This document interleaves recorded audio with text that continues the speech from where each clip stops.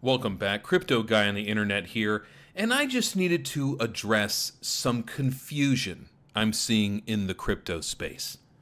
And it all started with a harsh dip that we got like 2 days ago. And I saw all the big influencers, all the big YouTube names, and I'm sure you watch a few of them. They all are a little too close to the fire, and they looked for a reason for this dip on Bitcoin and crypto specifically. And they dug up Matrixport says all the ETFs are going to be rejected. And that's what they said the reason was. And so my first question was, who? Matrixport? What? Oh, it's the Bitcoin Cash guy? Who gives a shit? So then, it wasn't even him, by the way. It was someone who works for him. He's like, oh, sorry that got out. I can't control what everybody says. But the argument here was that the Democrats are in power, so we're not going to get our ETF approval. And that's a fine assessment if you haven't been following the story up until this point. But that's what everybody in the crypto space thought this was. Remember, we hadn't seen any of this recovery yet. It was just here. Boom. Like, what is it? Matrixport says we're not going to get approved. Oh, no. Now, let's say you're in your house and the power goes out. What's the first thing you do? You step outside and you make sure it's not just you. Like, oh, are my neighbors off too? Oh, it's the whole neighborhood. It's not just me.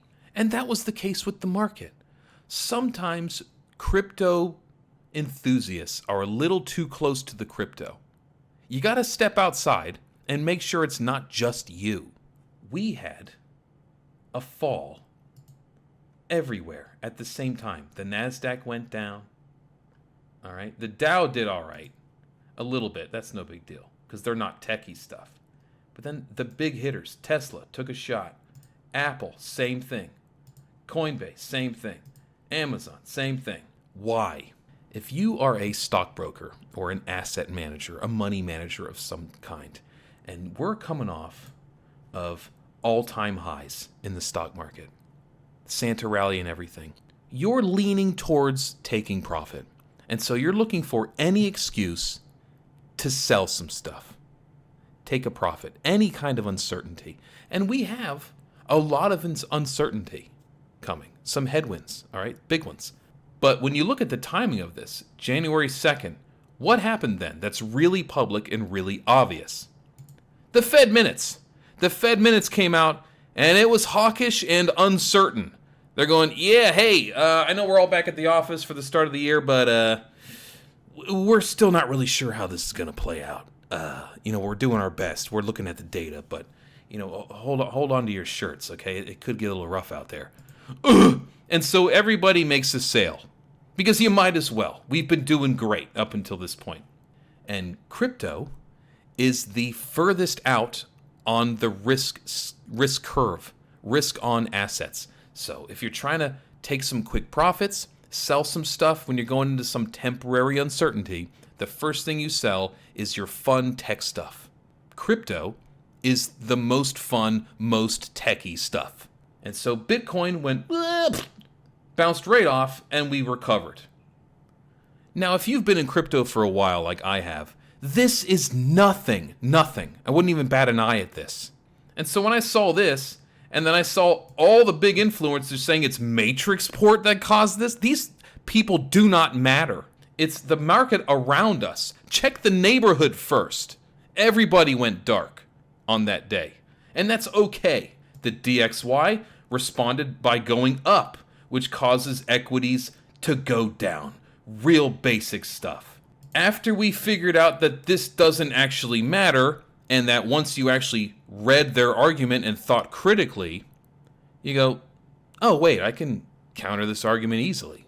The Democrats are in power? You think that's why we just won't get approved? You think they can just ignore the laws that are all being followed? We saw something like this happen before, and what really kicked off all this ETF stuff was Grayscale. Remember Grayscale? So Grayscale wanted to convert to a spot Bitcoin ETF, right? And they followed all the rules. They did everything SEC asked them to do. But at the last second, the SEC rejected Grayscale's application.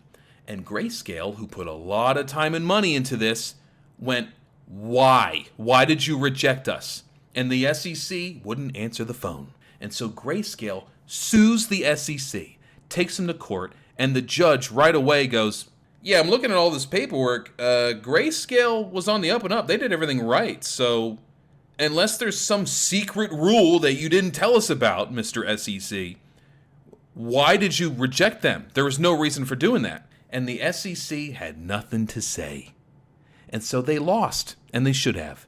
And that's what caused all these other big boys, BlackRock and Van Eck and Charles Schwab, they all came out of the woodwork and went, whoop, okay, the judge says we're good, and so now they all pushed their applications in. And for the past couple of months, whatever the SEC asks, these companies do it. They want to win. They want these ETFs approved. They see all the rules, all the I's are dotted and T's are crossed, all the rules are being followed. The SEC has no rule to point to as a reason to reject anything. So yeah, the Democrats are in power and they don't like crypto in general, but you have to follow your own laws, right? I mean, we're not run by a giant mob banana republic, right? Hopefully not. You couldn't be this bold with it. And here's the thing, if they reject these ETFs, ooh, you know they're getting sued. It's not just some new face Grayscale suing you. It's everybody. It's guys like BlackRock who own everyone. They're going to sue the SEC. That whole department will get shut down. They have to allow this stuff. You don't want to piss off the big boys. So then, 24 hours later, oh, everything's back to normal. We're fine. Everything's cool. Because we actually read over this. We thought about it. Oh, okay, that's ridiculous. Also, if you just Google BTC ETF commercials, oh, look at all the companies are already cranking out commercials. Almost like they already have it for sale. Now, you don't have to work in marketing or advertising to know that if you have a business and you're going to put all that money and time and effort into advertising, you better have something to sell. You don't advertise something you cannot sell. So somebody internally gave the green light, and they budgeted a ton of advertising dollars to be the first cool Bitcoin commercial. So you have the advertising argument. You have the judge saying, yeah, you got to approve these things. You got the most powerful players in the world all trying to get it. And then the biggest naysayer of crypto, Jamie Dimon from JP Morgan. Look at that. BlackRock is bringing him in. JP Morgan wants in on this ETF deal as an authorized participant. Now, I don't know exactly what that means yet, but here's the thing. JP Morgan proper does have a history of investing in crypto this whole time, even as their CEO publicly derides crypto. We know JP Morgan has its own crypto coin, and they've been buying it up. So Jamie Dimon goes out and says Bitcoin's ridiculous, don't buy it. And then, yeah, little secret wallets start loading up, big wallets. I wonder who that could be. Could be anybody, could be JP Morgan, we don't know. But officially, JP Morgan Bank can't really hold Bitcoin on their balance sheet until January 1st, 2025. So their job is to try to make you think Bitcoin's a waste of time because they can't hold it yet. But when they can, ooh, the marketing's going to change real fast. Suddenly, Jamie Dimon, Wells Fargo, every bank in the world is going to tell you you should be getting into Bitcoin, and you can buy it through us. So these ETFs are coming out first. JP Morgan's getting their grubby little hands on some kind of partnership here. That was the last domino I wanted to see. Now, here's how I think it's going to play out. I think the price action doesn't go straight up when they're approved. You lead up with some positivity. But then you're going to have all the buy the rumors, sell the news types. And that's a smart move. That's fair.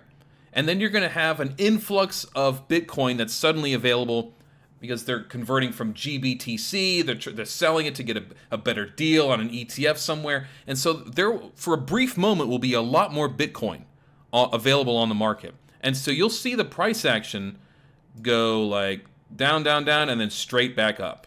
A V-shaped recovery, a stab down, and then a rocket ship upwards.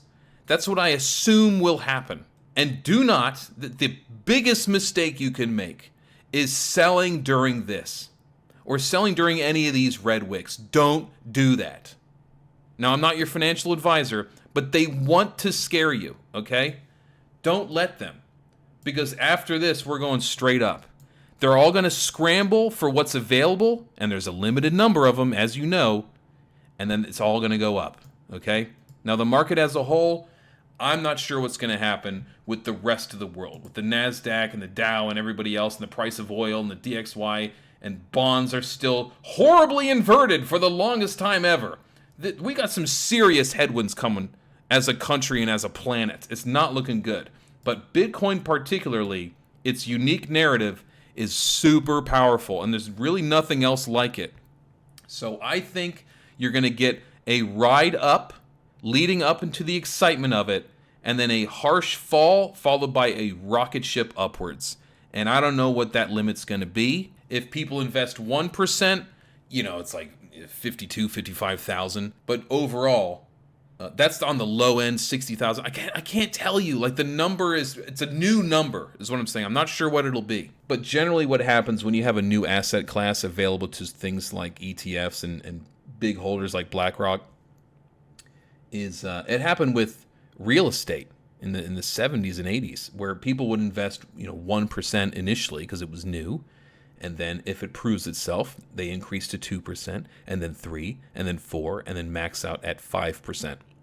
Now, the last video I did was like 2% or 2.5% invested. It doubles the price of Bitcoin, if not more, probably more than that. The bottom line is this ETF stuff should be approved. Everything's lining up. And the naysayers are nobodies or they're misinformed. The only way we get denied is if there's some serious corruption going on, which I wouldn't doubt, but all the rules point to us winning this battle. Now, your altcoins are going to respond with far more volatility, but they just follow in the shadow of Bitcoin anyway. Bitcoin's going to be in the spotlight, and the smaller holders are going to look for deals. Some of these altcoins are going to take off, some are going to tank. We don't really know what's going to happen. The majority of my crypto holdings are in Bitcoin because of this main narrative. It's the only one the big boys are really fighting over for now. Until things change, I'm leaning more towards Bitcoin. Still have all this other stuff, right? A bunch of different altcoins. They're all fun in their own way, but Bitcoin's the main hero of the story for now. This trading indicator, this stuff, MarketCypher is the best in the world. Go to marketcypher.com. You can use it. It's helping me with daily trades. It's paying my bills. I love this thing. So I'll see you guys in the next one.